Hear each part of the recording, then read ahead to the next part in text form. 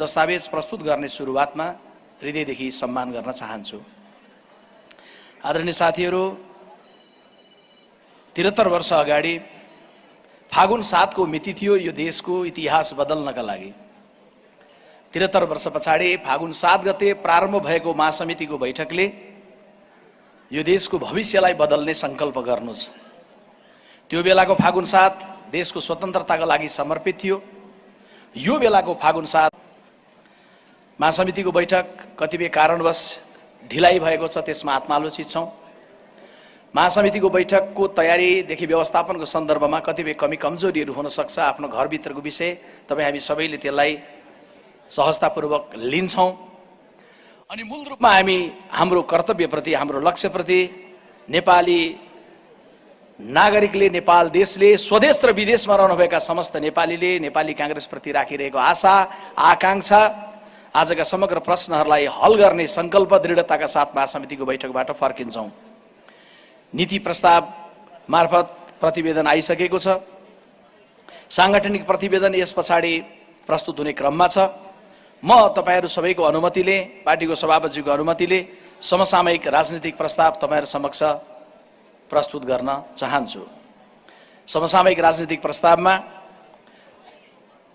राजनीतिको केही चित्रको विषयदेखि, केही चुनौतीका विषयदेखि, राजनीतिले सुन्नुपर्ने वितृष्णाका केही स्वरहरूदेखि, राजनीतिले सम्पादन गर्नुपर्ने केही जटिलताका विषयहरूदेखि, राजनीतिसँग गरिएका अपेक्षादेखि आशासम्मका कुराहरू समग्र रूपमा चाहिँ त्यसलाई सारमा बनाउने प्रयत्न गरिएको छ।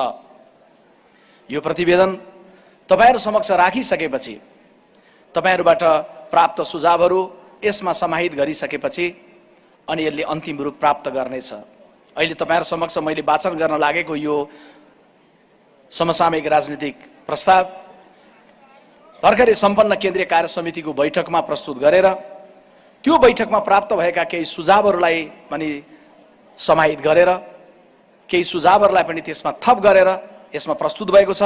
अब यस पछाडि महासमितिका साथीहरूबाट प्रस्तुत हुने सुझाव पछाडि यसले अन्तिम रूप प्राप्त गर्ने प्रतिबद्धता म व्यक्त गर्न चाहन्छु।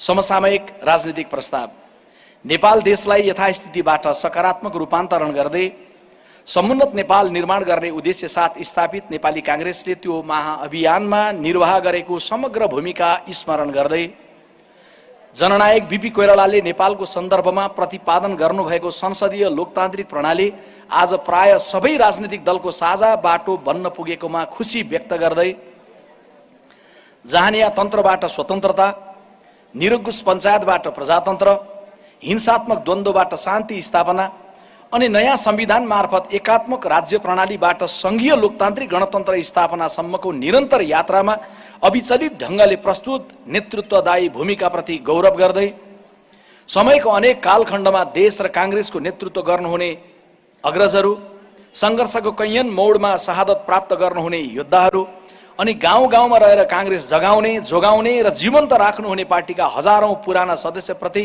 सम्मान र श्रद्धा व्यक्त गर्दै कांग्रेसको निरन्तरतामा नवीनता चाहने स्वदेश र विदेशमा रहेका लाखौं नेपाली युवाको भावना आत्मसात गर्दै समसामयिक राजनीतिक प्रस्तावको यो दस्तावेज नीति अधिवेशनका रूपमा आयोजित महासमितिको यो बैठकमा प्रस्तुत गर्दछु। हरेक विषयमा स्पष्टता, हरेक मुद्दामा अग्रता। 12 माघ 2080 बाट नेपाली कांग्रेस आफ्नो जीवनको 78औं वर्षमा प्रवेश गरेको छ। यो उमेरसम्म आइपुग्दा देश र जनताका अघि उत्पन्न प्रगतिका हरेक अवरोध र हरेक चुनौतीलाई नेपाली कांग्रेसले चिरेको छ र सिङ्गो देशको समयलाई आफू अनुकूल बदल्ने सामर्थ्य प्रस्तुत गरेको छ। त्यसैले हामीले भन्ने गरेका छौं, गौरवमय इतिहास, जिम्मेवार वर्तमान र उज्यालो भविष्य। अब गौरवमय इतिहासप्रति गर्व गर्दै जिम्मेवार वर्तमानको कर्तव्यलाई सूक्ष्म विश्लेषण साथ परिष्कृत र परिपक्व बनाउँदै देश र कांग्रेस दुवैको उज्यालो भविष्यका लागि हामीले कांग्रेसको संगठनलाई समयानुकूल बदल्नु छ, बनाउनु छ। त्यसका लागि हरेक विषयमा स्पष्टता, हरेक मुद्दामा अग्रताको दृष्टि हामीले बोक्नु छ। पार्टीको मूल नीति केन्द्रित प्रस्ताव र सांगठनिक प्रस्ताव अन्य दुई दस्तावेज मार्फत पेश हुने हुँदा समसामयिक राजनीतिक प्रस्तावको यो दस्तावेज निम्न 10 वटा बुँदामा केन्द्रित रहनेछ, 10 वटा बुँदाको दायरामा रहनेछ। 1. लोकतन्त्रको विकल्प समुन्नत लोकतन्त्र। 2. समुन्नत लोकतन्त्रका लागि लोकतान्त्रिक संस्कृति। 3. गठबन्धन फरक मतको चुनौतीपूर्ण सहयात्रा। 4. सरकारमा सहभागिता, उपलब्धि, चुनौती र अपेक्षा। 5. नेपालमा सुशासन, चरित्र, चुनौती र निदान। 6. नागरिकमा असन्तुष्टि, कारणको चुरो र निवारणको जरो। 7. राज्य र राजनीतिको साझा कार्यभार। 8. राजनीतिले चिन्नुपर्ने, चिर्नुपर्ने र सहकार्यमा गाँच्नुपर्ने नेपाली समाजको बहुआयामिक मनोविज्ञान। 9. व्यवस्थामा परिमार्जन, अवस्थामा रूपान्तरण। 10. नीति, विधि र थितिको जगमा 15 वर्षे सपना। 1. लोकतन्त्रको विकल्प समुन्नत लोकतन्त्र। अब म पहिलो बुँदामा जान चाहन्छु, तपाईहरु सबैको ध्यान यसमा केन्द्रित गर्न चाहन्छु। संघर्ष र संविधान सभाको मार्गबाट आएको नेपाल देशको वर्तमान संविधान नै नेपाल देशको सबै चुनौती क्रमशः हल गर्दै मुलुकलाई समुन्नतिको उचाइमा पुर्याउने भरपर्दो माध्यम हो भन्ने तथ्यमा नेपाली कांग्रेस दृढ ढंगले स्पष्ट छ। संसारको अनेक देशमा अनेक प्रकृतिको शासन प्रणाली छन्। हामीले अवलम्बन गरे जस्तै संसदीय लोकतान्त्रिक प्रणाली अपनाएका देशहरू मानव विकास सूचकाङ्कमा प्राय अग्रपंक्तिमा रहेका देखिन्छन्। समुन्नतिको उचाइ ती देशहरूले चाहिँ हामीले पनि संसदीय प्रणालीको माध्यमद्वारा हासिल गर्न सक्नेछौँ। 2007 को क्रान्तिपछि यो 7 दशकको अवधिकै बीच उत्तर र दक्षिणका हाम्रा दुई छिमेकी मित्र राष्ट्रले दुई फरक तर स्थिर राजनीतिक प्रणालीको माध्यमबाट समृद्धिको अलग्गै उचाइ हासिल गरेका छन्। हामीले यो अवधिमा 7 वटा संविधान बनायौं अनि एक होइन अनेक राजनीतिक प्रणालीको अभ्यास गर्यौं। तुलनात्मक रूपले सबैभन्दा उपयुक्त प्रणाली संसदीय पद्धतिको मार्ग रोज्यौं, तर कहिले निरङ्कुश राजतन्त्रको प्रहार त कहिले हिंसात्मक द्वन्द्वको चपेटामा यो प्रणाली पर्यो। तर पनि तथ्यगत विवरणहरू स्पष्ट गर्दछन् प्रतिकूल परिस्थिति बीच पनि संसदीय प्रणालीकै बाटोबाट तुलनात्मक रूपले आर्थिक विकासको कार्य बढी भएको छ। अब संघीयता सहितको संसदीय लोकतान्त्रिक गणतन्त्र अनि सामाजिक न्याय सहितको उदार अर्थव्यवस्थाको बाटो देशले आज जो अवलम्बन गरेको छ, स्थिर ढंगले यो पद्धतिको मार्गबाट हामीले समुन्नत नेपालको लक्ष्य हासिल गर्नु छ। शासकीय कमजोरीका कारण नागरिकमा रहेको कतिपय असन्तोषको भावनामा खेलेर नागरिककै हक अधिकार हनन गर्ने कुनै पनि प्रकृतिको निरङ्कुश प्रणाली तर्फ फर्किएर 21औं शताब्दीको नेपाल फेरि मध्ययुगीन बन्द समाजतर्फ जान सक्दैन। नेपाल अब पछि फर्कन सक्दैन। नेपाली कांग्रेस दृढ ढंगले बिल्कुलै प्रष्ट छ। वर्तमान संविधान प्रति अपनत्वको दायरा विस्तार गर्दै यसको माध्यमबाट नै समुन्नत नेपाल निर्माण गर्न सकिन्छ। संघीय लोकतान्त्रिक गणतन्त्रको यो मूल प्रवाह भित्रैबाट नेपाल र नेपालीको अवस्था बदल्ने महाअभियानमा समाहित हुन नेपाली कांग्रेस सबैमा अपील गर्दछ। सबैले बुझेकै तथ्य हामी दोहोर्याउन चाहन्छौं, दुब्लो पातलो देखिने लोकतन्त्र पनि निरङ्कुशता भन्दा बलियो हुन्छ, सुन्दर हुन्छ अनि त्यो लोकतन्त्रको विकल्प केवल लोकतन्त्र हुन्छ, अझ समुन्नत लोकतन्त्र हुन्छ। बुँदा नम्बर 2, समुन्नत लोकतन्त्रका लागि लोकतान्त्रिक संस्कृति। हार्वर्ड युनिभर्सिटीका दुई प्राध्यापकले गरेको अनुसन्धान र प्रस्तुत गरेको पुस्तकले विश्वव्यापी रूपमा लोकतान्त्रिक प्रणालीको आत्मनिरीक्षणलाई घचघच्याएको छ। हामी कहाँ पनि यदाकदा लोकतन्त्रमाथि खतरा, गणतन्त्रमाथि खतरा भनेर चर्चा हुँदा हामी विगतको कुनै शक्ति या सडकको कुनै जुलुसतर्फ इंगित गर्ने गर्दछौं। पुस्तकका प्रस्तोता द्वयको सार छ, लोकतन्त्र खतरामा पर्ने मर्ने कसैको बल र बन्दुकले होइन, बरु निर्वाचित शासकहरूको मनोवृत्तिबाट प्रवृत्तिबाट हुन सक्दछ। विश्वका कतिपय देशमा लोकतान्त्रिक प्रणालीको बाटोबाटै लोकतन्त्रको चिरहरण गरिएका निर्वाचनकै मार्गबाट अनुदार शासकको उदय भएका दृष्टान्तहरू देखिएका छन्। हामी कहाँ पनि निकट विगतमा यसको थोरै झल्को देखिएकै हो। आगामी दिनमा यस्तो खतरा आउन नदिन इमानदार लोकतन्त्रवादीहरूको सजगता एकातर्फ जरुरी छ भने अर्कोतर्फ खतरामुक्त लोकतन्त्रका लागि लोकतान्त्रिक संस्कृतिको आम मनोविज्ञानको विकासमा जोड दिन जरुरी छ। बुँदा नम्बर 3, गठबन्धन फरक मतको चुनौतीपूर्ण सहयात्रा। अघिल्लो प्रतिनिधि सभाको विघटन पश्चात संसद र संविधानको रक्षाका लागि निर्मित गठबन्धनका मुख्य दलहरू अन्ततः गत निर्वाचनमा समेत हामी एक भएर मैदानमा गयौं। पृष्ठभूमि र वैचारिक धारा हाम्रो भिन्न थियो र छ, त्यसैले चुनावमा प्री पोल अलायन्स हुनु सही या गलत भन्ने दुई थरी मत बीच हामी गठबन्धन गरेरै जाने संस्थागत निर्णयमा पुगेका थियौं। त्यसबाट उपलब्धि हासिल भएको छ भने असन्तुष्टि र चुनौती पनि बढेका छन्। क, गठबन्धनबाट प्राप्त गणितको समीक्षा। निर्वाचनमा भोट ट्रान्सफरको विषय निश्चय नै चुनौतीपूर्ण विषय थियो। तर 74 को निर्वाचनको तुलनामा नेपाली कांग्रेस 3वटै तहमा पहिलो दलका रूपमा स्थापित हुनुमा गठबन्धनको महत्त्वपूर्ण योगदान रह्यो। स्थानीय निर्वाचनमा 753 पालिका मध्ये 188 गाउँपालिका अध्यक्ष र 141 नगर उपमहानगर र महानगर प्रमुख सहित 329 पालिकाको नेतृत्वमा कांग्रेस उम्मेदवार विजयी भए। प्रमुखतर्फ करिब 44% हो यो। त्यस्तै 753 उपप्रमुख मध्ये नेपाली कांग्रेसका उम्मेदवार 300 स्थानमा 190 उपाध्यक्ष र 110 उपप्रमुख सहित विजयी भए, जुन कुल स्थानको 40% हुन आउँदछ। प्रतिनिधि सभातर्फ 275 मध्ये प्रत्यक्षमा 57 क्षेत्र र समानुपातिकमा 32 सिट गरेर 89 स्थानमा कांग्रेस विजयी बन्यो भने 550 सिट रहेको प्रदेश सभातर्फ प्रत्यक्षमा 111 र समानुपातिकतर्फ 64 गरी 175 सिटमा जित हासिल गर्यो। 3वटै तहमा कांग्रेसको पहिलो स्थान जनताको विश्वास, पार्टी पंक्तिको मेहनत र गठबन्धनका सहयात्रीहरूको जोडबलले थियो भन्ने तथ्य हामीले बिर्सन मिल्दैन। निर्वाचनमा गठबन्धन 2 सूक्ष्म चिन्तन। 79 को निर्वाचनमा गरिएको गठबन्धन क्रममा र परिणाम पश्चात उब्जिएको केही प्रश्नमा 2 सूक्ष्म आत्मचिन्तन भने महासमितिमा हामीले गर्नै पर्ने हुन्छ। पहिलो, कांग्रेसका परम्परागत मतदाताले अन्य चिन्हमा मत दिन पार्टीले गरेको आग्रह रुचाएनन्, तिनको विश्वासलाई पुनर्जागृत गर्ने प्रश्न। दोस्रो, गठबन्धन मार्फत पहिलो दल त बन्यौं, तर समानुपातिक तर्फ 2074 को तुलनामा हामीले करिब 7% मत गुमाउनुको वास्तविक कारण के हो, पहिचान र निदानको प्रश्न। गठबन्धन जोखिम र आवश्यकता। निर्वाचन आउनुभन्दा 4 वर्ष अघि नै निर्वाचन बारे छलफल गर्नु यद्यपि आवश्यक विषय होइन। त्यसैले आगामी निर्वाचनमा पनि गठबन्धन गरेर हामी जानेछौं या 3वटै तहको सम्पूर्ण स्थानमा कांग्रेस उम्मेदवार खडा गर्नेछौं, यो विषयमा हामी भित्र रहेका स्वाभाविक 2 थरी मतलाई सुरक्षित राखेर उपयुक्त समयमा हामी उपयुक्त निर्णयमा पुग्ने छौं नै। तर अहिले तत्काल हामी जुन गठबन्धनमा छौं त्यो आगतको सम्झौता होइन, विगतले बोकाएको अभिभारा हो। अत त्यसमा निरन्तरता चाहँदा हामी बीच अलमल या अस्पष्टता होइन, सुस्पष्ट प्रतिबद्धता जरुरी हुन्छ। 79 को निर्वाचनपछि पुस 10 गते अनपेक्षित रूपमा भत्किएको गठबन्धन राष्ट्रपति निर्वाचनमा पुग्दै गर्दा पुनः ट्र्याकमा फर्कियो। यसले के स्पष्ट गर्दछ भने गठबन्धन प्रति हामी सबै दल प्रतिबद्ध थियौं र छौं पनि, तर कतिपय विषयमा द्वन्द्व या असावधानी हुँदा यो जोखिममा पर्यो। संयम र परिपक्वताको मार्गबाट गठबन्धन पुनः बिउत्यो। फेरि पनि जोखिमको अवस्था आउन नदिन ठूलो दल भएका नाताले विशेष सतर्कता र सजग जिम्मेवारी हामीले प्रस्तुत गर्न जरुरी छ।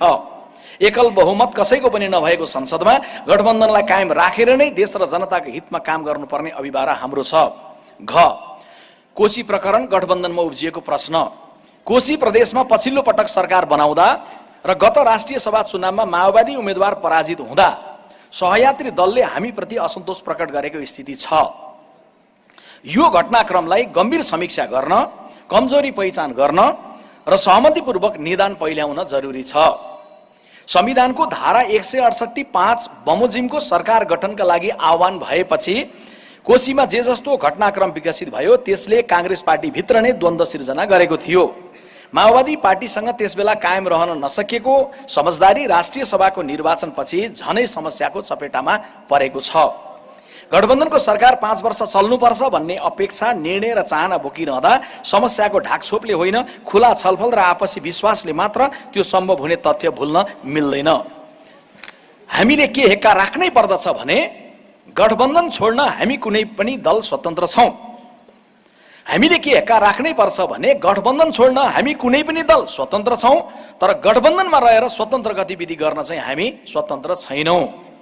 केन्द्र र प्रदेश दुवै ठाउँमा विश्वासको निश्चित आधारमा कार्य गर्न सकिएन भने त्यसले गठबन्धनको भविष्य खतरामा पर्नेछ। अन्य दलसँगको चुनावी या सत्ता गठबन्धन दल र दलका बीच संस्थागत निर्णयको आधारमा हुने हो। गठबन्धन गर्ने या नगर्ने अथवा भएको गठबन्धनलाई निरन्तरता दिने या गठबन्धन छोड्ने जस्ता विषय व्यक्तिगत स्तरमा बन्ने मनोगत धारणाको भड्काउमा हुनुहुन्न। पार्टीले गहन छलफलबाट परिपक्व निर्णय लिनुपर्ने हुन्छ।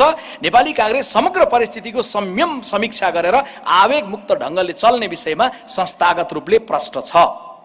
म गठबन्धनको विषय पछाडि अब सरकारको सन्दर्भमा जान चाहन्छु। चौथो बुँदा छ सरकारमा सहभागिता, उपलब्धि, चुनौती र अपेक्षा।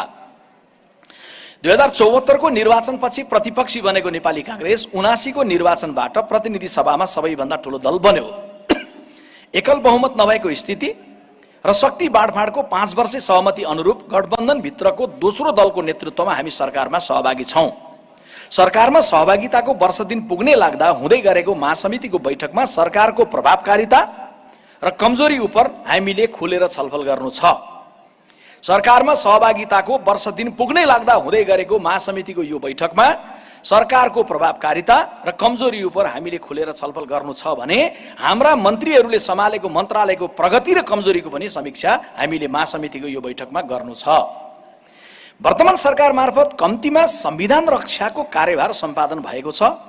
भ्रष्टाचार नियन्त्रण गर्न केही पहल कदमी अनि अपर्याप्त भए पनि सुशासनको दिशामा केही प्रयास देखिएको छ।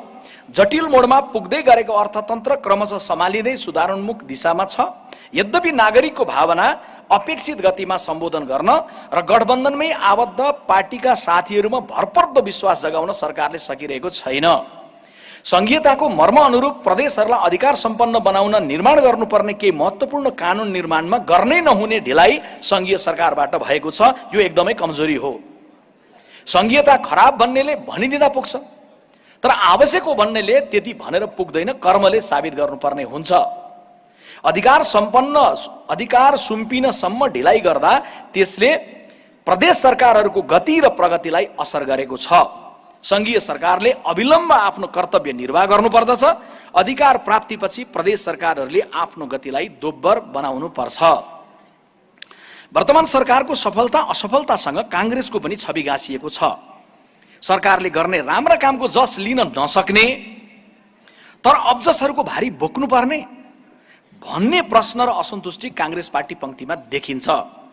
पुरै 5 वर्ष यो गठबन्धन कायम रहनुपर्छ भन्ने हाम्रो निर्णय एकातर्फ छ, तर अर्कोतर्फ नागरिकको अपेक्षा अनुरूप सरकारको गति प्रभावकारी ढंगले अघि बढ्न नसकेको यथार्थ छ। कांग्रेसका केही मन्त्रीको कार्य सम्पादन सन्तोषजनक निश्चय नै छ, तर केही मन्त्रीको भूमिका मन्त्रीका रूपमा प्रभावकारी बिल्कुलै देखिएको छैन।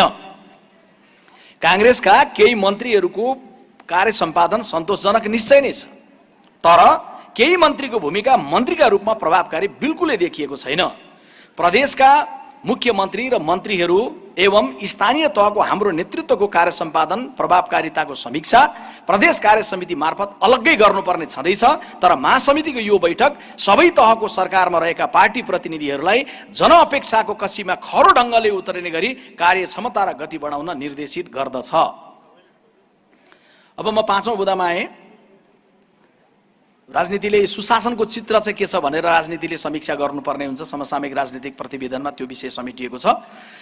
नेपालमा सुशासन, चरित्र, चुनौती र निदान, शान्ति स्थापना, नयाँ संविधान र 3 तहको सरकार निर्माण भएर एक ढंगले इतिहासकै अनुकूल कालखण्डमा पनि नेपाल देशको समुन्नतिको यात्रा किन अपेक्षित गतिमा अघि बढेको छैन? यसका विविध आयाम निश्चय नै छन्, तर एउटा मुख्य कारण सुशासनको अभाव हो। नागरिकमा देखिएको एक ढंगको वितृष्णाको कारण पनि सुशासनको कमी नै हो। राज्य व्यवस्था बदलिने तर तदनुकूल राजनीतिक सोच, संस्कार, चिन्तन, चरित्र र कार्यशैलीमा ठूलो बदलाव हुन सकेन भने प्रगतिको सार्थक गति हासिल हुन सक्दैन। त्यसैले कांग्रेसको यो महासमितिको बैठकमा निर्मम समीक्षा जरुरी छ। शासन त हामीले पटक पटक हासिल गर्यौं, तर सुशासन स्थापित गर्न किन सकिएको छैन? सुशासन खण्डित गर्ने के कस्ता प्रवृत्ति छन् र सुशासन कायम गर्न के कस्ता चुनौतीहरू विद्यमान छन्? ती चुनौतीलाई चिर्ने हाम्रो अवधारणा के हुन सक्दछ? महासमिति बैठकमा यसबारे विषय प्रवेश गरेर बैठक पछिको हाम्रो सांगठनिक मिसनको एउटा जबरजस्त मिसन बन्नै पर्छ। सुशासन,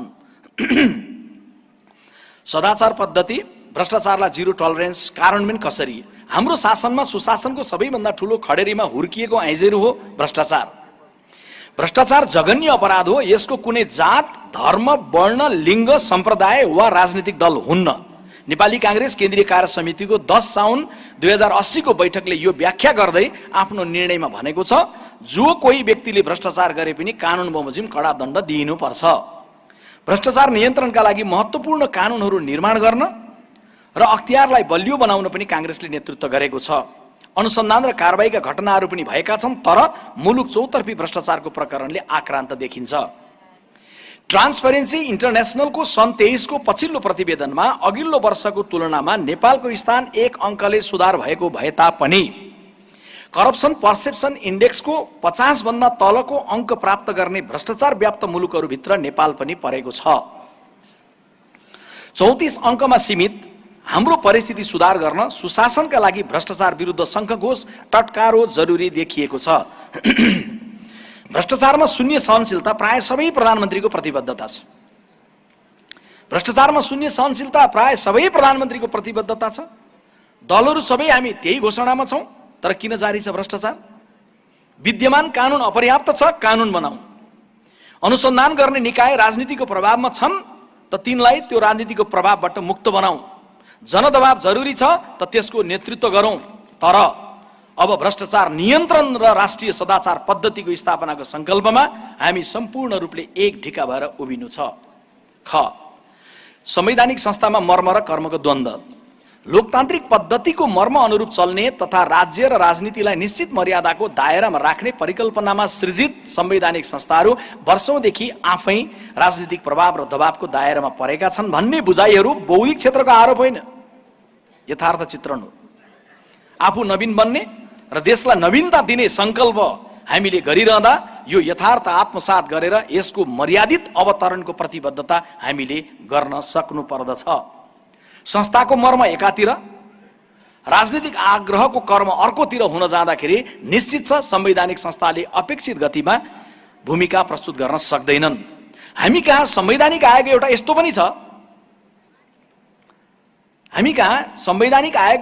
पनि छ, जहाँ सबै एउटै समुदायका छन्, तर नाम चाहिँ छ राष्ट्रिय समावेशी आयोग।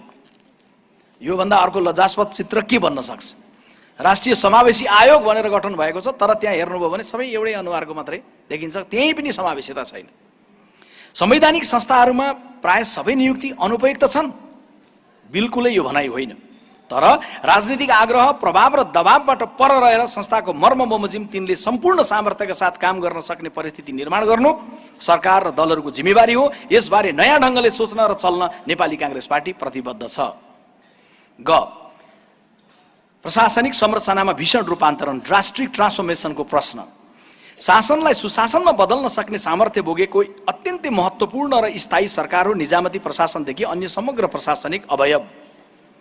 एक से एक योग्य र दक्ष व्यक्तित्वले भरिएको संरचना छ, तर स्वचालित प्रेरणाले कम, माथिको निर्देशनको पर्खाइले अलमल र सुस्त गतिमा देखिन्छ हाम्रो समग्र प्रशासन।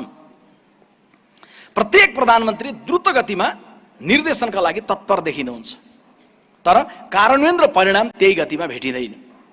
समाधान निर्देशनमा होइन, संरचनाको भीषण रूपान्तरणमा छ। सोच र शैलीको आधुनिकीकरणमा छ, जो निर्देशनको प्रतीक्षा होइन थितिको बाटो चलोस्, अन्तर प्रेरणाको हुटुटीमा चलोस्।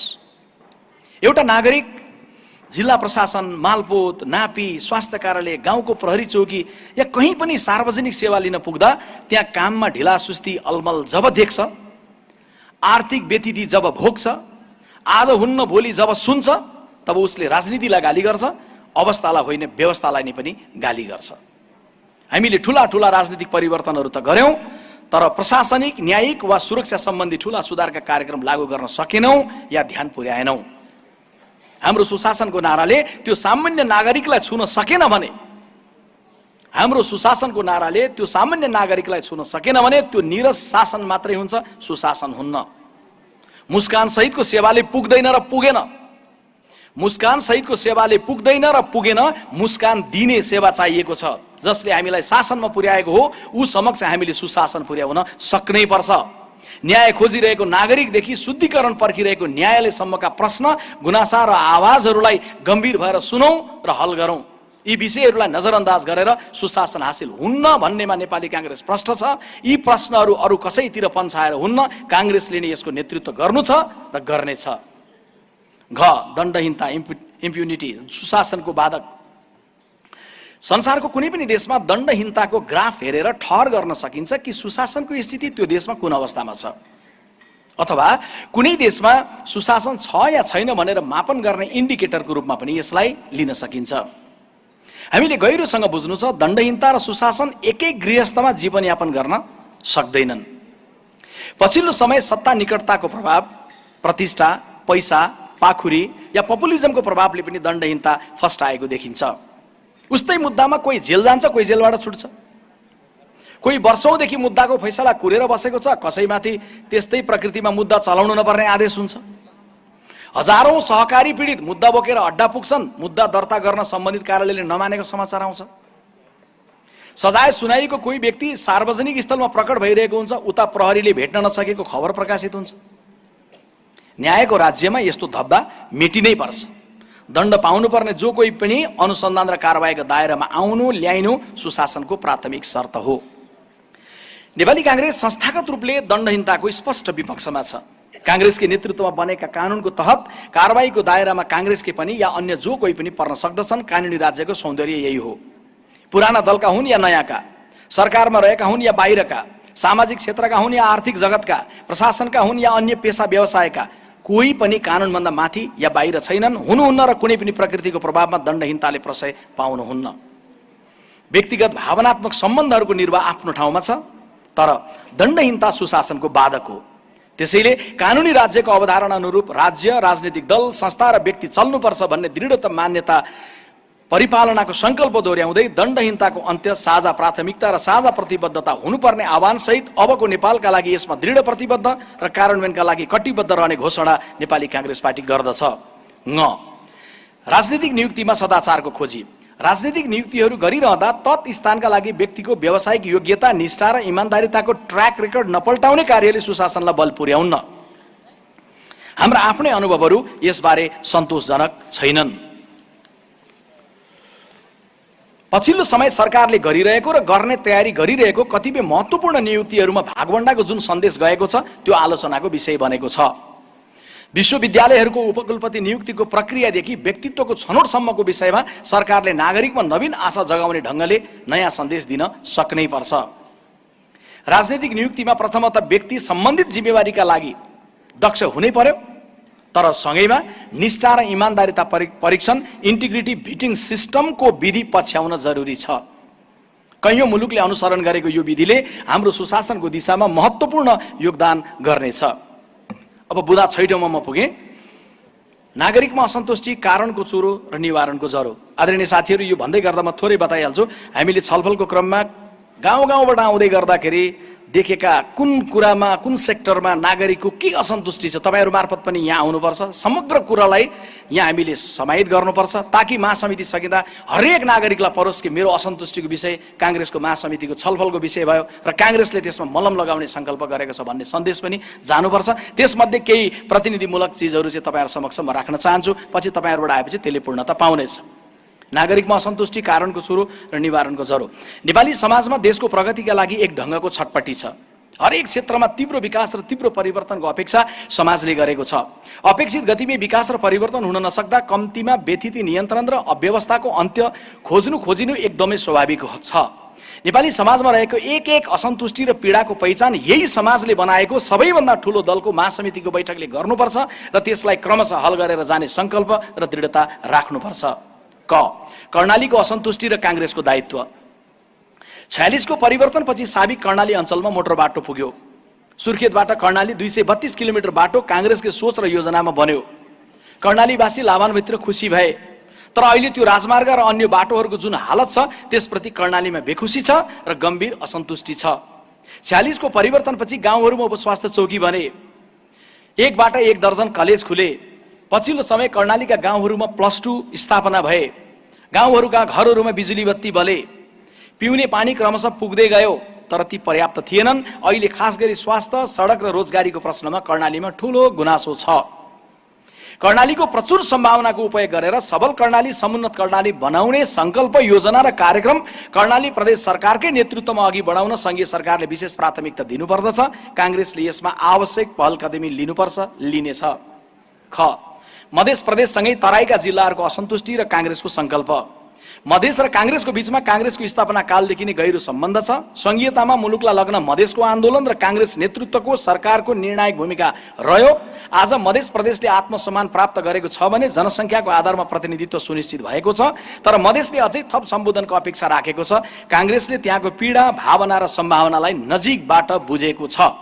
कांग्रेसले मधेसको पीडा, भावना र सम्भावनालाई नजिकबाट बुझेको छ।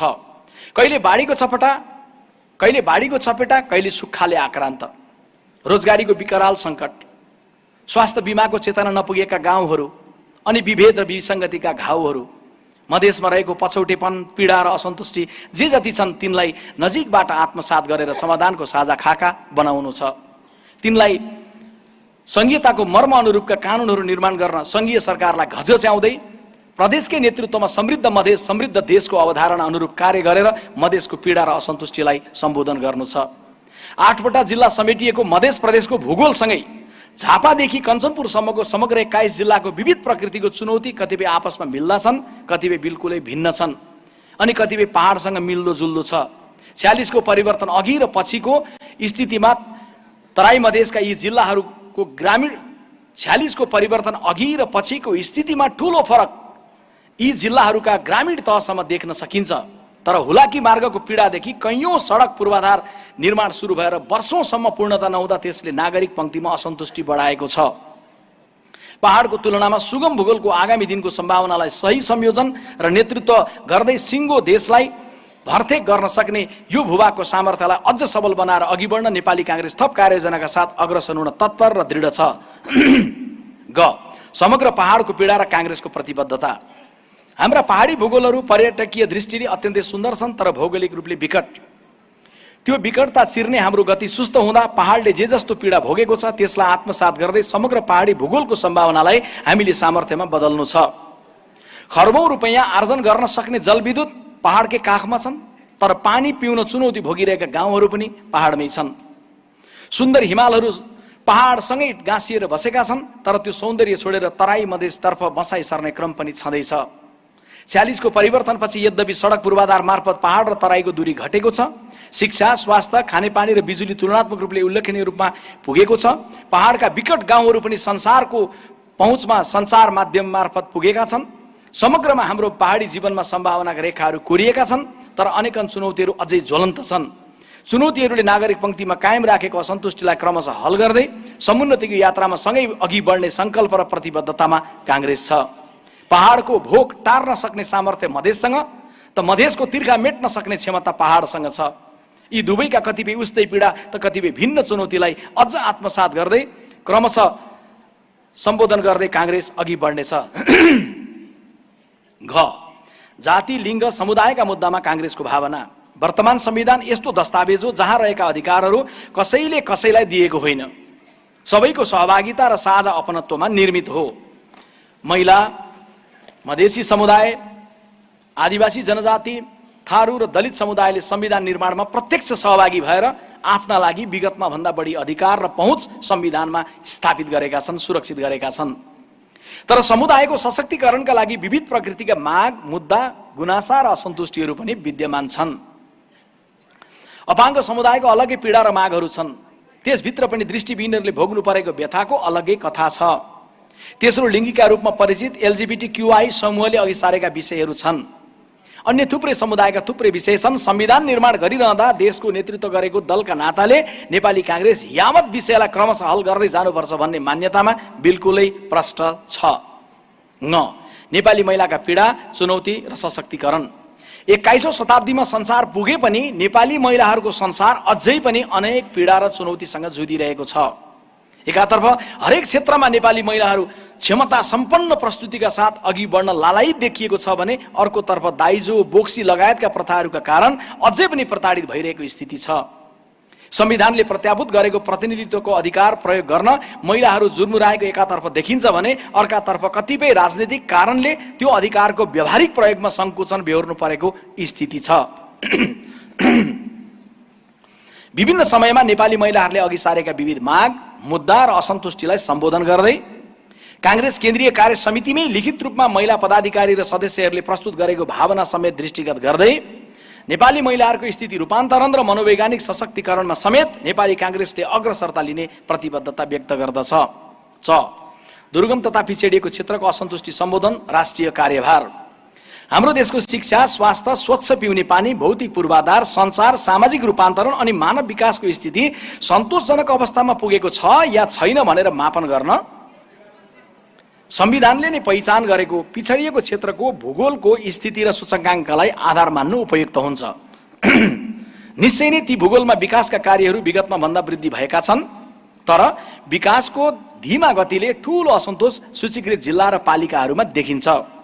सबैको भावना जोड्ने, सबै भूगोल सँगसँगै अघि बढ्ने सोचका साथ तीनवटै तहका सरकारको साझा कार्ययोजना अघि बढाउन नेपाली कांग्रेसले विशेष पहल कदमी गर्नेछ। अबको दशकमा दुर्गम र पिछडिएको क्षेत्र नलेख्नु पर्ने गरी कार्य गर्नु राज्य र राजनीतिको विशेष अभिभारा हो भन्ने विषयमा नेपाली कांग्रेस दृढ ढंगले स्पष्ट छ। श्रमिक र किसानको पीडा र कांग्रेसको कर्तव्य। खेतीको समयमा मल पाइएन, उत्पादनको उपयुक्त भाउ पाइएन, उखु बेचेको महिनौसम्म भुक्तानी पाइएन, तोकिएको समयमा न्यूनतम ज्याला निर्धारण भएन। किसान र श्रमिकका यस्ता गुनासो, असन्तुष्टि र आक्रोशको स्वर गाउँदेखि सिंहदरबारसम्म पटक पटक गुन्जिएको छ। दुग्ध उत्पादन र तरकारी खेतीमा उत्साहले प्रवेश गरेको पछिल्लो पुस्ता भिन्न चुनौती सामना गरिरहेको छ। श्रमजीवी पत्रकारहरूको अर्कै प्रकृतिको समस्या छ। विद्यालय कर्मचारीका कथा व्यथाहरू फरक छन्। असंगठित क्षेत्रका श्रमिकहरूको जीवनको जटिलता झनै भिन्न छ। यी सबैमा राज्यको संवेदनशील दृष्टि अपेक्षित छ। कांग्रेसले यस्ता प्रश्नमा सरकारलाई घचघच्याउनु छ, अग्रसरता लिनु छ। बौद्धिक क्षेत्रको गुनासो र कांग्रेसको आत्मचिन्तन। बौद्धिक क्षेत्रले नेपाली कांग्रेसलाई सदैव निशर्त र निस्वार्थ साथ दिँदै आएको छ। तर पछिल्लो समय बौद्धिक क्षेत्रले हामीप्रति कतिपय प्रश्नमा राखेको गुनासोलाई हामीले गम्भीरतापूर्वक आत्मसात गर्नुपर्दछ। खास गरी चुनावी गठबन्धन, सुशासनमा आएको कमी, विश्वविद्यालयहरूको दुरावस्था र कांग्रेसकै सांगठनिक रूपान्तरणको धीमा गतिप्रति बौद्धिक क्षेत्रको गुनासोहरू सुनिएका छन्। केलाइएका कमजोरीप्रति आत्मचिन्तन र जरुरी सुझावहरू ग्रहण गर्दै त्यसलाई काममा प्रतिबिम्बित गर्ने दृढता र प्रतिबद्धता महासमितिको घडीमा हामीले लिनु छ। विद्यालय शिक्षक कर्मचारीको गुनासो, अपेक्षा र कांग्रेस। देशको लोकतान्त्रिकरणका लागि नेपालको शिक्षक आन्दोलनले महत्त्वपूर्ण भूमिका निभाएको छ। लोकतन्त्रका लागि लडेका शिक्षकले त्यही लोकतन्त्रको मार्गबाट विद्यालय शिक्षाको सुधार र विभिन्न प्रकृतिका शिक्षक एवं विद्यालय कर्मचारीको वृत्ति विकास र सुरक्षाको प्रत्यावधि खोज्नु बिल्कुलै स्वाभाविक हो। करिब आधा शताब्दीपछि आएको विद्यालय शिक्षा विधेयकका कतिपय प्रावधानलाई संसदबाट परिमार्जन गरेर अघि बढ्ने जे सहमति सरकार र शिक्षक महासंघ बीच भएको छ, त्यसलाई हर सम्भव कार्यान्वयनका लागि आवश्यक भूमिका निर्वाह गर्न नेपाली कांग्रेस प्रतिबद्ध छ। यहाँ निजी क्षेत्रको चुनौतीमा राज्यको सहजीकरण, लामो हिंसात्मक विद्रोह, त्यसपछि भूकम्प र पछिल्लो समयको विश्वव्यापी महामारीको कहरले नेपालको समग्र अर्थतन्त्रमा असर पर्दा सबैभन्दा बढी मार निजी क्षेत्रले भोगिरहेको छ। यस्तो बेला अर्थनीति र मौद्रिक नीति मार्फत सहजीकरणको अपेक्षा स्वाभाविक हुन्छ। यसमा आवश्यक तालमेल नमिल्दा वा एकले अर्कोतर्फ प्रश्न औल्याउने स्थिति आउँदा चुनौती सामना गर्न सहज हुन्न। 46 को परिवर्तन पश्चात नेपाली कांग्रेसका अग्रसरतामा मुलुकले सामाजिक न्यायसहितको उदार अर्थव्यवस्थाको मार्गलाई बढावा दियो। त्यही नीतिको जगमा देशमा निजी क्षेत्रको व्यापक विस्तार हुन सकेको हो। राजस्वको आकार वृद्धि र रोजगारी सृजनामा निजी क्षेत्रले महत्त्वपूर्ण योगदान गरेको छ। मुलुकलाई आजको आर्थिक चुनौतीबाट पार लगाएर समुन्नतिको सहज मार्गमा ल्याउन राज्य र राजनीतिले निजी क्षेत्रसँग बृहत्तर सहकार्य गरेर अघि बढ्नुपर्ने मान्यतामा नेपाली कांग्रेस पार्टी स्पष्ट छ। वैदेशिक रोजगारीमा रहेका युवाको असन्तुष्टि र अबको बाटो। वैदेशिक रोजगारी कुनै पनि युवाको खुसीको प्रथम छनौट निश्चय नै होइन। तर जनसंख्याको विस्फोटक आकार बन्दै गएको देश, जहाँ कहिले राजनीतिक अस्थिरता त कहिले दशक लामो हिंसात्मक द्वन्द्व छ, जहाँ रोजगारीको पर्याप्त विकल्प विकसित भएको छैन, कल्पना गरौँ त त्यस्तो समयमा वैदेशिक रोजगारीको ढोका पनि बन्द गरिन्थ्यो भने अवस्था कस्तो हुन्थ्यो होला। त्यसैले कतिपय आलोचना सहेर पनि कांग्रेस नेतृत्वको सरकारले त्यसमा सहजीकरण गर्यो। हिंसात्मक द्वन्द्वकालमा मानवीय क्षतिसँगै अर्बौंको आर्थिक क्षति भयो। 72 को भूकम्पले खर्बौंको क्षति भयो। अनि पछिल्लो समय कोरोनाको महामारीसम्म आइपुग्दा अर्थतन्त्रमा झनै प्रतिकूलता थपियो। त्यस बावजुद देशको अर्थतन्त्र धराशायी हुनबाट जोगिएको छ। देश ती तमाम युवाप्रति नतमस्तक छ जसले परदेशमा रहेर पनि आफ्नो परिवारलाई भर्तेक गरेको मात्रै होइन, तिनले देशको अर्थतन्त्र रक्षाका लागि पसिना बगाएका छन्। पढाइ र रोजगारीका लागि एउटा देशबाट अर्को देशमा पुग्ने चित्र अहिलेको संसारको आम प्रवृत्ति हो।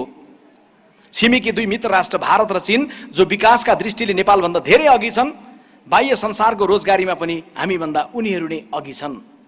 उनीहरूकै संख्या बढी छ।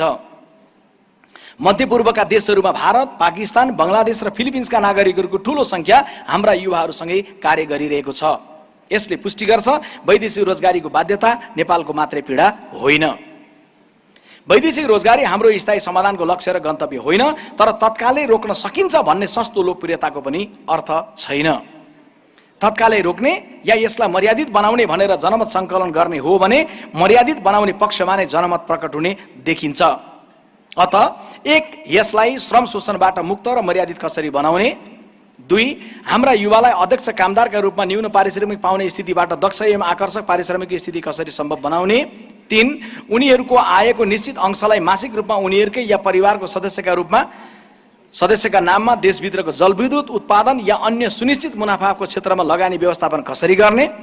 यो बाध्यताको बाटोलाई मर्यादित व्यवस्थापन गर्ने निश्चित केही वर्षको बाध्यात्मक विकल्पबारे सबै थरीले साझा ढङ्गले स्पष्ट हुन जरुरी छ। ठ, धनी पूर्जा नपाएको पीडा, हात्ती आक्रमणको व्यथा र रेल मुआब्जा नपाएको असन्तुष्टिसम्म।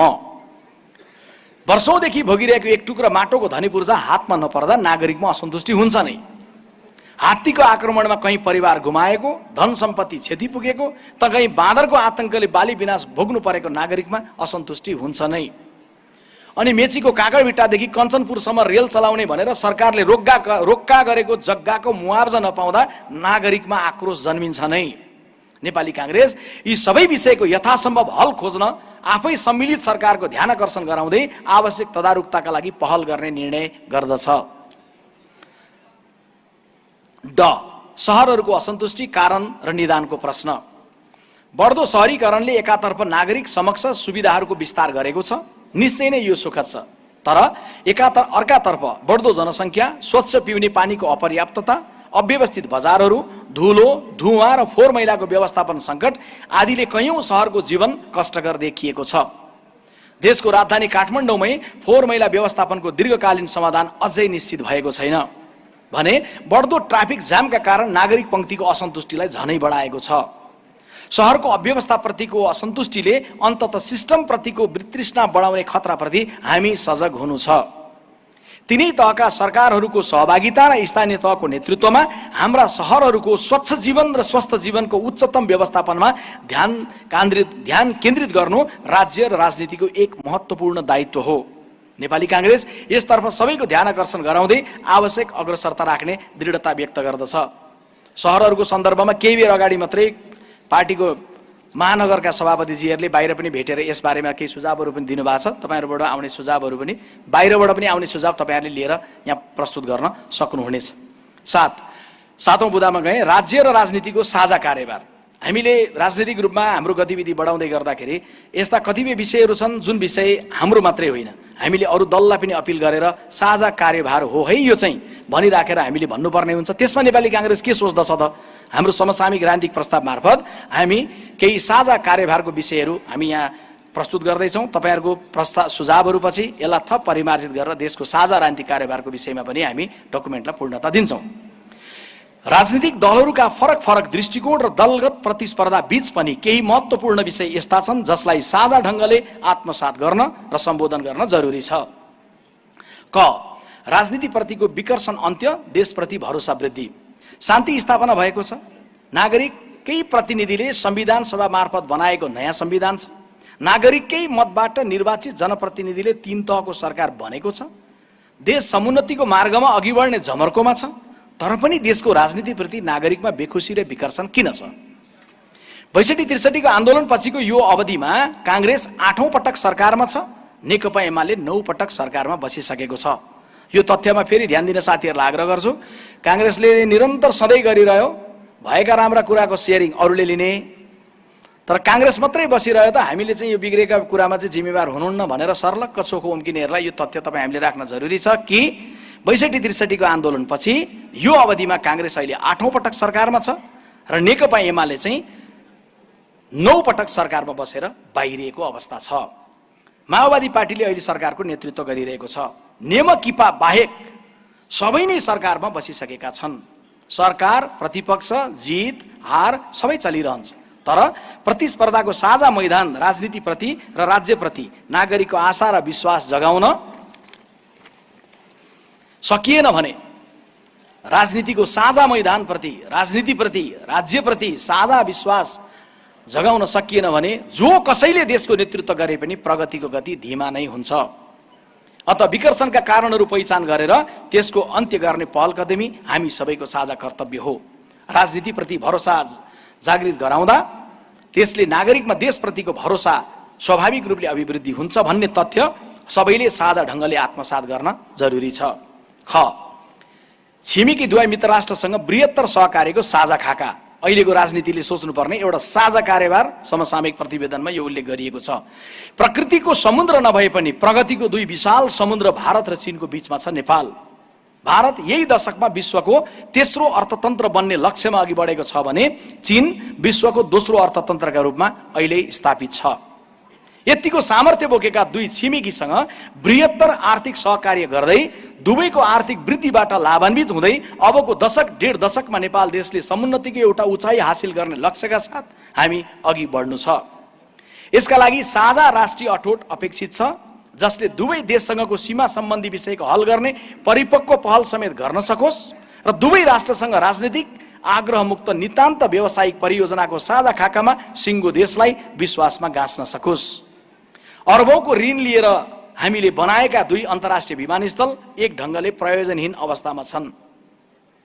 मुलुकको अर्थतन्त्रले चुनौती सामना गरिरहेका बेला विमानस्थलहरूको यो अवस्था हाम्रो लागि बिल्कुलै सुखद छैन। यस्तो समयमा बलियो राजनैतिक र कूटनीतिक इच्छा शक्ति अपेक्षित छ जसमार्फत उत्तर र दक्षिणका दुवै मित्र राष्ट्रसँग हामीले सार्थक व्यावसायिक संवाद गर्न सकौं। भारत र चीन दुवैको जनसङ्ख्या 1 अरब 40 करोड भन्दा माथि छ। अर्थात् 3 करोड हाराहारीको जनसङ्ख्याको नेपाल उत्तर र दक्षिणको जोडेर करिब 3 अरब जनसङ्ख्याको बीचमा छ। भुटान र सोमालिया समेतसँग व्यापार घाटा बेहोरिरहेको नेपालका लागि 7 सिमानामा 3 अरब जनसङ्ख्या व्यापारका लागि अत्यन्तै विशाल बजार हो। यो पृथ्वीको कुनै अर्को देशले आफ्नो सिमानामा यति ठुलो बजार प्राप्त गरेको छैन। म यो वाक्य दोहोर्याएर भन्न चाहन्छु, यो पृथ्वीको अर्को कुनै देशले आफ्नो सिमानामा यति ठुलो बजार 3 अरबको जनसङ्ख्याको बजार प्राप्त गरेको छैन। यसको समुचित उपयोग गर्न हाम्रो राज्य र राजनीतिले दूरदर्शिताको पूर्ण परियोजनाको निर्माण गरेर त्यसलाई साझा कार्यभारको रूपमा अघि बढाउनु छ। ग, पर्यावरण रक्षा सहितको भौतिक विकासमा गति। मैले यता ध्यान आकर्षण गरे। भौतिक विकास र पर्यावरणको रक्षा एकसाथ हुन सक्छ भन्ने प्रश्नमा बहस छँदैछ। तर हामीले अबको पुस्तालाई कस्तो समाज र कस्तो देश हस्तान्तरण गर्न चाहन्छौँ भन्ने विषयसँगै कस्तो पृथ्वी हस्तान्तरण गर्न चाहन्छौँ भन्ने प्रश्न पनि हाम्रो सामुन्नेमा छ। त्यसैले हाम्रो आजको राजनीतिको साझा कार्यभारमा भौतिक विकास गरिरहँदा पर्यावरणलाई कमभन्दा कम क्षतिका साथ सम्पन्न गर्ने अत्यन्तै संवेदनशील विषयले पनि प्रवेश पाउनु पर्दछ। घ, भौतिक पूर्वाधार निर्माणमा गति बढाउने प्रश्न। देश बन्दैन, बन्दै छैन, देशमा केही भइरहेको छैन भन्ने भाष्य एकातर्फ छ। तर देशभर कैयौं सडक र पुलको निर्माण सुरु भएर ढिलो काम भइरहेको व्यापक जनगुनासोले केही भइरहेको छ तर ढिलो गतिमा भइरहेको छ भन्ने स्पष्टीकरण प्रस्तुत गरेको छ। यो ढिला सुस्तीको अन्त्य अबको राजनीतिको एक साझा कार्यभार बन्नुपर्छ। कानुन अपर्याप्त छ, कानुन बनाऊ। खरिद ऐनमा समस्या छ, सुधार गरौं। भुक्तानीमा ढिलाइ छ, ढिलाइ नगरौं। टेन्डर प्रक्रियामा अलमल छ, अलमल नगरौं। 3 शिफ्टमा काम गर्न आवश्यक सबै बन्दोबस्त मिलाऊ। तर भौतिक पूर्वाधार निर्माणको कार्यमा रहेका सबै बाधा, ढिलाइ र व्यतिथि भत्काएर काममा गति बढाऊ। आजको एक साझा कार्यभारका रूपमा साझा ढङ्गले यसलाई आत्मसात गरौं। न, विद्यालय शिक्षादेखि विश्वविद्यालयसम्मको सुधार। स्वस्थ राजनीतिक बहसहरू लोकतन्त्रमा सर्वस्वीकृत हुन्छन्, सर्वत्र स्वीकृत हुन्छन्।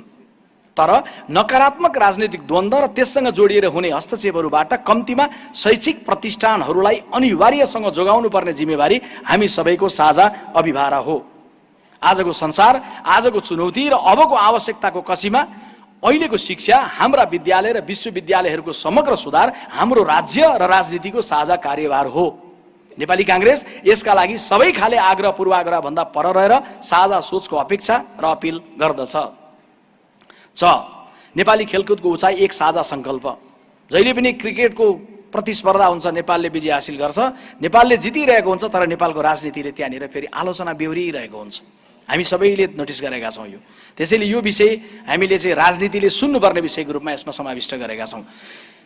पर्याप्त प्रोत्साहन र प्रशिक्षणको अभाव, तलब सुविधा र आयको न्यून स्थिति अनि बन्दै गरेका आधुनिक रङ्गशालाहरू अझै नटुङ्गिएको वास्तविकता।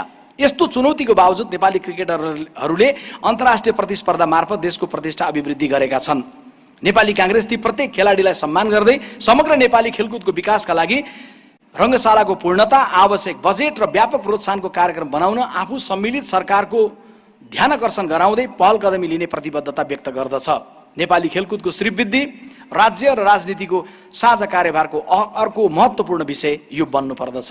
6. कला, साहित्य, सङ्गीत र सिनेमा। देशको राजनीतिले देशको कला, साहित्य, सङ्गीत र सिनेमालाई चिनेन, सुनेन, हेरेन र बुझेन भन्ने व्यापक गुनासो त्यो वृत्तमा देखिन्छ। राष्ट्रको गहना होइन गौरव भन्ने मान्यताको साथ राज्य र राजनीतिले यो क्षेत्रलाई साझा कार्यभारका रूपमा लिन र व्यवहार गर्न जरुरी छ। नेपाली कांग्रेसले यसलाई उच्च कदरका साथ उच्चतम प्राथमिकतामा राख्नेछ। सामाजिक रूपान्तरणको मुद्दामा संवेदनशीलता। सामाजिक रूपान्तरणको बाधक बनेर हाम्रो देशमा विभिन्न हानिकारक प्रथा र चलनहरू अस्तित्वमा छन्।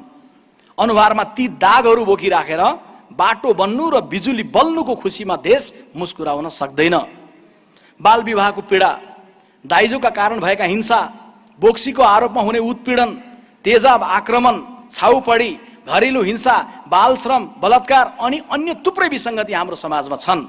राजनीतिक परिवर्तन र भौतिक विकासको विषय जसरी साझा प्राथमिकतामा रहे त्यो प्रशंसनीय छ, तर सामाजिक विसङ्गति अन्त्य गर्ने विषय उत्तिकै प्राथमिकताका साथ काँधमा बोक्न राज्य र राजनीतिले गम्भीर हेक्का नपुर्याएको देखिन्छ।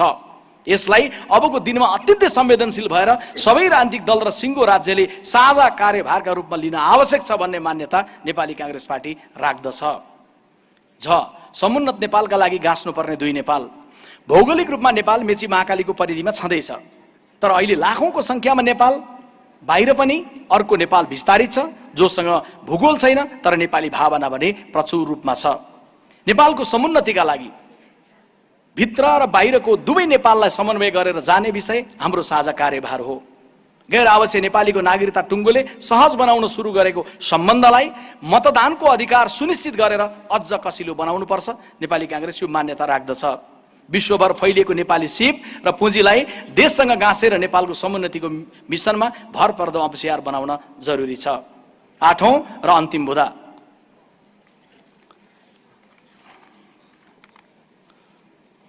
दोस्रो अन्तिम रहेछ, अन्तिम त्यसपछि चाहिँ 8औं, राजनीतिले चिन्नुपर्ने, चिर्नुपर्ने र सहकार्यमा गाँच्नुपर्ने नेपाली समाजको बहुआयामिक मनोविज्ञान। नेपाली समाजमा चाहिँ कस्तो मनोविज्ञानहरू, कस्ता मनोविज्ञानहरू छन् त, जसलाई हामीले कुनैलाई सहकार्यमा गाँच्नु छ, कसैलाई चिर्नु छ, कसैलाई विश्वासमा लिनु छ, कसैलाई सोझ्याउनु छ।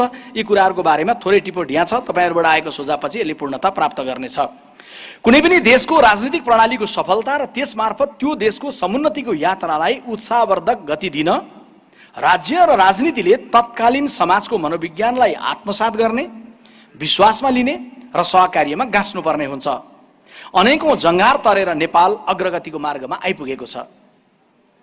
यो कालखण्डलाई उर्वर बनाउँदै प्रगतिको यात्रालाई गति दिन राज्य र राजनीतिले चिन्नुपर्ने, चिर्नुपर्ने र सहकार्यमा गाँच्नुपर्ने नेपाली समाजको बहुआयामिक मनोविज्ञान उप छलफल जरुरी छ।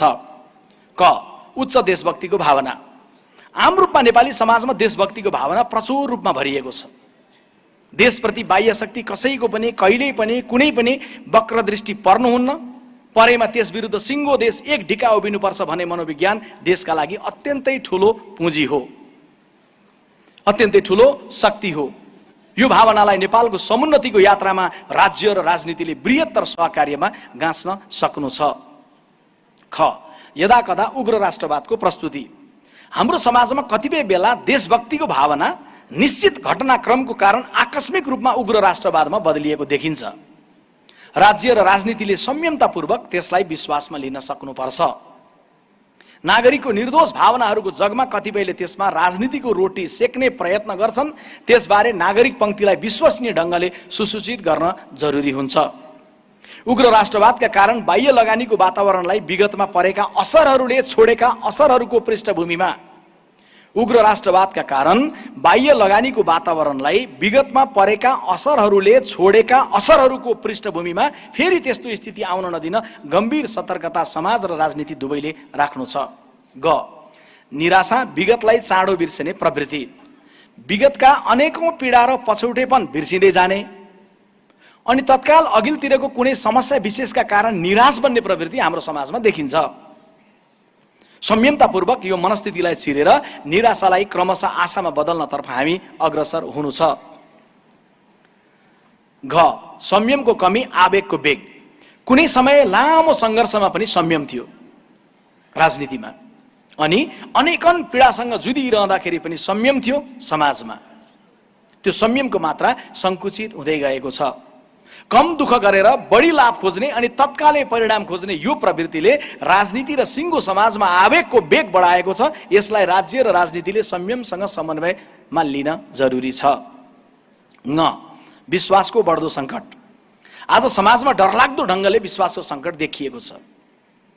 व्यक्तिप्रति अविश्वास, परिवारमा अविश्वास, वित्तीय संस्थाप्रति अविश्वास, प्रहरी प्रशासन होस्, राजनीतिक दल होस्, न्यायालय होस्, सबैतिर अविश्वास गरेर आफूलाई बाहेक अरू कसैलाई विश्वास नगर्ने प्रवृत्तिले समाजलाई घोर निराशामा पुर्याउन सक्दछ। अझ त्यो निराशामा मलजल गरेर राजनीतिको फसल काट्ने प्रवृत्ति झनै घातक छ। च केही गर्ने हुटुटीको बढ्दो लहर। आवेग र निराशा मात्रै छैन, पछिल्लो पुस्तामा देशको प्रगतिको गति बढ्नुपर्ने छटपटी र केही गर्ने हुटुटी पनि देखिन्छ। आफ्नै जीवनकालमा नेपाल बनेको हेर्न चाहने भावनाले सबै बिग्रिरहेको मात्रै छैन, केही बनिरहेको पनि छ भनेर सकारात्मक सम्प्रेषणहरू गरिरहेको पनि देखिन्छ। देशबाट बाहिरिँदै गरेको तस्बिर र समाचारको आकारभन्दा सानो होला।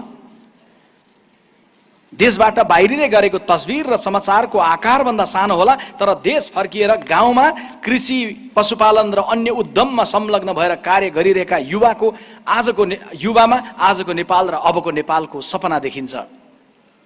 देश बाहिर पढ्न, कमाउन या जीवन खोज्न गएका लाखौं युवामा पनि देशप्रतिको चिन्ता अनि दुई पैसा देशमा लगानी गर्ने भन्ने भावना प्रचुर देखिन्छ। केही गर्ने हुटुटीको बढ्दो यो लहरलाई नवीन विश्वासमा गाँच्न राज्य र राजनीतिले योजनाबद्ध ढङ्गले समन्वय गर्न जरुरी छ।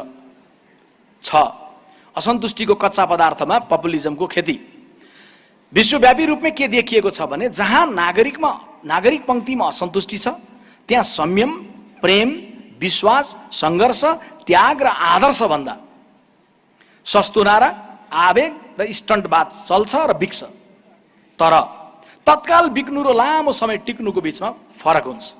दूरदर्शी भिजन र कमान्ड भएको नेतृत्वले संयमतापूर्वक स्थितिलाई सम्हाल्ने कर्तव्य निभाउन सक्दछ। हाम्रो समाज र राजनीतिमा देखिएको चित्रले हामीलाई घचघच्याएको छ भने समाजले परिपक्व हल खोजेको छ। अन्ततः सङ्घर्ष, आदर्श, अनुभव र जिम्मेवारपूर्ण शैलीमै समाजले आफ्नो भविष्य देख्छ। 9औं र अन्तिम बुँदा व्यवस्थामा परिमार्जन, अवस्थामा रूपान्तरण। नागरिक पंक्तिमा कतिपय सन्दर्भमा देखिएका असन्तुष्टिलाई कसैले सरकारमा जाने भर्याङ बनाउन खोजेका छन्, त कसैले पुरानो सत्ता फर्काउन सकिन्छ कि फर्काउन प्रयोग गर्न सकिन्छ कि भन्ने भ्रम पालेका छन्। नेपाली कांग्रेसले अवस्थामा परिमार्जन, व्यवस्थामा परिमार्जन, अवस्थामा रूपान्तरणको मार्ग अख्तियार गर्नु छ। क अवस्था रूपान्तरण गर्न राजनीतिमा परिवर्तन।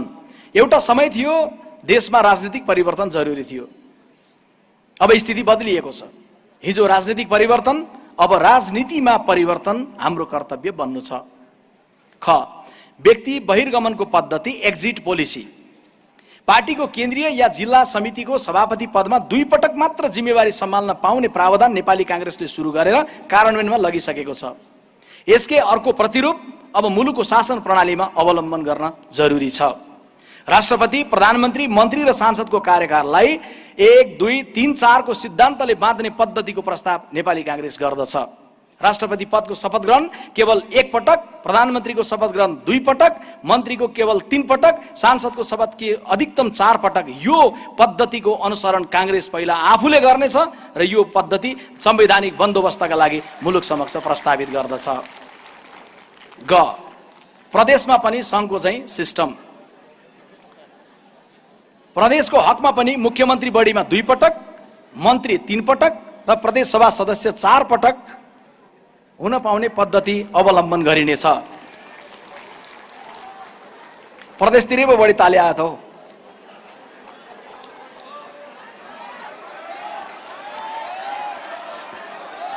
ओके,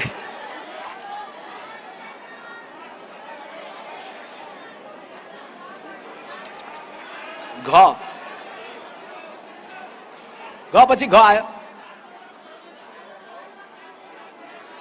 घटाउँला भइगयो त, घटाउँला न। पहिला यो प्रस्ताव पेश गरौँ भने तपाईँहरूले बोल्दा तपाईँहरूको पालामा भन्नु न। त्यसलाई पछि लागू गर्ने भने पनि, यसै पालिदेखि लागू गर्ने भने पनि पछि तपाईँहरूले बोल्दा भने भइहाल्यो नि। घ, प्राइमेरीका लागि पाइलट प्रोजेक्ट। राजनीतिक दलहरूले सङ्घ, प्रदेश र स्थानीय तहको उम्मेदवार चयन गर्दा सोही भूगोलको क्रियाशील सदस्य, पार्टी सदस्य या शुभेच्छुकहरूको सहभागितामा चयन गर्ने प्राइमरी पद्धति महत्त्वपूर्ण लोकतान्त्रिक विधि हुन सक्दछ। क्रमशः पाइलट प्रोजेक्ट हुँदै त्यसलाई अंगीकार गर्ने निर्णय नेपाली कांग्रेस पार्टी गर्दछ। विज्ञ प्रवेशलाई फराकिलो ढोका। विषय विज्ञ र दक्ष व्यक्तित्वहरूलाई राजनीतिमा प्रवेश र शासनमा सहभागिताको ढोका फराकिलो बनाइनेछ। मन्त्री परिषद गठन गर्दा त्यस्तो विद्वताको, विज्ञताको उपयोग गर्ने सम्बन्धमा संवैधानिक बन्दोबस्तका लागि अन्य दलहरूसँग पनि कांग्रेसले छलफल प्रारम्भ गर्नेछ। च, संसदमा एकै परिवारको प्रश्नको निदान। एउटै घर परिवारमा रहने सदस्य एकै तहको संसदमा हुने गरी पार्टीको उम्मेदवार बन्ने विषय पार्टी र नागरिक पंक्तिमा आलोचित देखिएको छ। व्यक्तिको स्वतन्त्र अधिकारलाई परिवारको अन्य सदस्यसँग जोडेर कुण्ठित गर्न नमिल्ने तर्क आफ्नो ठाउँमा छ, महत्त्वपूर्ण छ, तर अर्कातर्फ दल विशेषले बेहोर्नु पर्ने आलोचना अनि नकारात्मक सन्देशको अर्को पाटो पनि छ। त्यसैले आलोचनाको स्थिति नउब्जिने स्थितिको विकल्प कांग्रेस पार्टीले कार्यान्वयन गर्नेछ। च पछि छ, राजनीतिक नियुक्तिमा दक्षतासँगै सदाचार। राजनीतिक नियुक्तिमा सम्बन्धित विषयको अध्ययन, अनुभव र दक्षतासँगै निष्ठा र नैतिकताको परख गर्ने इन्टिग्रिटी भेटिङ सिस्टमको विधि अवलम्बन गरिनेछ। ज, सक्रिय प्रोएक्टिभ सरकारका लागि विद्युतीय सुशासन मार्फत रूपान्तरण। संसार प्रविधिको अधिकतम प्रयोगको, व्यापकतम प्रयोगको क्रममा छ। प्रविधि मार्फत नागरिकको द्रुत सेवा गर्न सकिने अभ्यासमा कैयौं राष्ट्र पुगिसकेका छन्। हामी त्यो दिशामा ढिलो गतिमा क्रमशः अग्रसर छौं। नागरिकले प्रशासनिक कार्यालयहरूमा ढिला सुस्ती, झन्झट र लामो लाइनमा उभिनुपर्ने पीडा बेहोरिरहेका छन्। प्रविधिको अधिकतम उपयोग गरेर प्रशासनिक सेवा नागरिकले सहज प्राप्त गर्ने अवस्थातर्फ अग्रसर हुन नेपाली कांग्रेसले विशेष पहल कदमी गर्नेछ। आजको युगमा सेवा लिन सरकार समक्ष नागरिक पुग्ने भन्दा सेवा प्रदान गर्न सरकार नागरिककोमा जाने प्रक्रिया नै प्रोएक्टिभ सरकार हो भन्ने सन्दर्भमा नेपाली कांग्रेस प्रष्ट छ। झ, भौतिक निर्माण 3 शिफ्टमा गर्न पहल। समृद्धिको उचाइमा पुगेका संसारका कैयन राष्ट्र पुल, बाटो जस्ता निर्माणको कार्य रातिको समयमा पनि गरिरहेका हुन्छन्। तर गरिबीसँग जुधिरहेको हाम्रो देशमा भने सूर्यास्त नेपाल मस्तको अवस्था देखिन्छ। कैयौं सडक पूर्वाधारका कामहरू सम्पन्न गर्न वर्षौं ढिलाइ हुनुको कारणहरूमध्ये यो पनि एउटा मुख्य कारण हो। अत भौतिक निर्माणको कार्य 3 शिफ्टमा गर्ने गरी कार्य अघि बढाउन आवश्यक बन्दोबस्त मिलाउनलाई सरकारलाई आग्रह गर्दै नेपाली कांग्रेस पार्टी आवश्यक पहल कदमी लिने निर्णय गर्दछ। पुँजीगत बजेटको आकार बढाउन र 3 वर्षमा सकिने निर्माण 1 वर्षमा गरिसक्ने अवस्थामा रूपान्तरण गर्न 24 घण्टालाई 3 खण्डमा बाँडेर 8 घण्टाको 3 शिफ्टले सार्थक योगदान गर्न सक्नेछ र यसले नागरिकको काम ढिलो भइरह्यो भनेर भइरहेको वितृष्णालाई सम्बोधन गर्नका लागि महत्त्वपूर्ण योगदान गर्न सक्छ। नेपाली कांग्रेस यो ठहर गर्दछ। 10, नीति, विधि र थितिको जगमा 15 वर्षे सपना। देशलाई आजको अवस्थाबाट अग्रगतितर्फ लाग्दै अबको 5 र 10 वर्षमा नेपालको राजनीति र वर्तमान राज्य प्रणालीले नेपाललाई कहाँ पुर्याउनेछ? अब 1.5 दशक अर्थात् अबको 15 वर्षमा नेपाल र नेपालीको अवस्था आजभन्दा के भिन्न हुनेछ? सांगठनिक प्रतिवेदनको प्रस्ताव अनुरूप बलियो संगठन अनि नीति प्रस्तावको आधारमा सुस्पष्ट दृष्टिकोणका साथ अगाडि हामीले बढ्नु छ र एउटा नवीन 15 वर्षे सपनामा यो देशलाई एकाकार गरेर नेपाली कांग्रेसले नेतृत्व गरेर अघि जानु छ। त्यही अठोट, त्यही संकल्प र त्यही सपनाको साथ राजनीतिक स्थायित्व, रूपान्तरण र नवीनता, स्वतन्त्रता, न्याय र समानता, नेपाली कांग्रेसको नीतिगत प्रतिबद्धता। महासमितिको बैठकबाट यही ऊर्जा बोकेर गाउँ फर्कौं, यही ऊर्जाको बलमा समयानुकूल बदलिएको कांग्रेस बनाऊ, कांग्रेसको रूपान्तरणसँगै राजनीतिलाई रूपान्तरण गरौं, राजनीतिको रूपान्तरणसँगै नेपाल देशको उज्यालो भविष्यतर्फ अघि बढौं। सबै साथीहरूलाई सम्मान गर्दै, शहीदहरूलाई सम्झना गर्दै, जननेता बीपी कोइराला लगायत सबै अग्रजहरूप्रति सम्मान प्रकट गर्दै मेरो प्रस्तुतिलाई यही टुङ्ग्याउन चाहन्छु। नमस्कार, धन्यवाद, जय नेपाल।